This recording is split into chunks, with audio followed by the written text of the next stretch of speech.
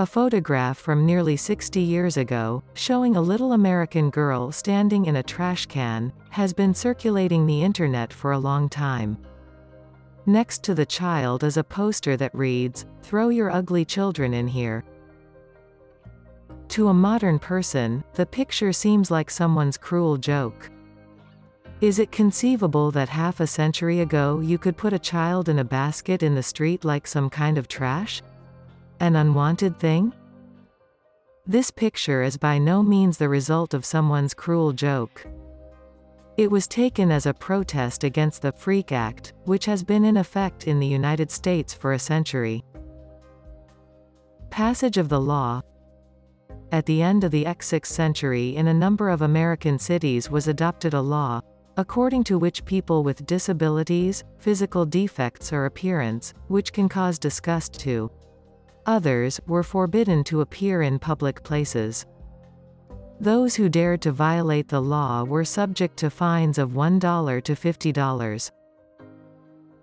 The prerequisite for the Ugly Act was the mass migration of immigrants from the countryside to the cities, who came there in search of work and a better life. The local authorities could not provide all of these people with housing and work, which caused them to begin vagrancy. The large number of beggars led to an increase in crime and social discontent. To reduce the degree of heat in the society, different states of the United States began to adopt laws prohibiting the sick, disabled and beggars from appearing in public places and scaring people with their appearance. For the first time, such ordinance was accepted in 1867 in San Francisco, California, where from all America those who dreamed to become rich on the Californian gold mines came. When they failed and could not afford to return home, they stayed in San Francisco and joined the army of homeless people. By 1867, San Francisco and California as a whole had adapted to their status as a prosperous land of opportunity. After the gold rush, San Francisco was filled with people on both sides of the extreme wage gap. Those who got rich off gold mining and those who lost everything. The wealthy elite of San Francisco believed that anyone who did not fit their vision, a worthy member of society, should leave. Among those who did not fall into this category were Asian immigrants who were considered lazy and sick Civil War veterans who were often disfigured by combat wounds and anyone who had a physical disability related to war or. Many of these people were unable to work, so they took to the streets to beg for money, something native Californians and gold rush millionaires hated. An editorial in the Weekly Mercury complained, "San Francisco seems destined to become a sanctuary city for all the lazzaroni of the Pacific Coast.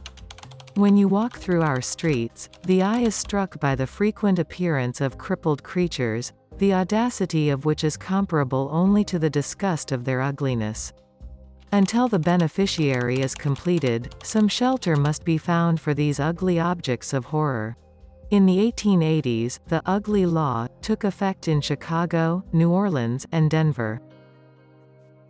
In 1895, an attempt was made to enforce it in New York, but it failed.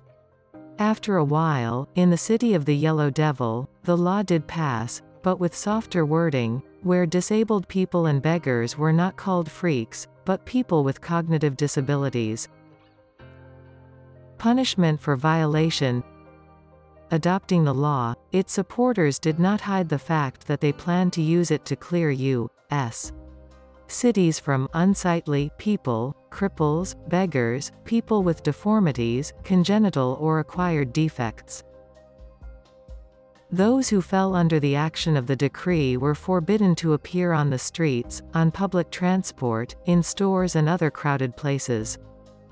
Violators faced not only fines. They could be sent to work on a farm or in a factory without pay. The Freak Act had been in effect in the United States for more than a century.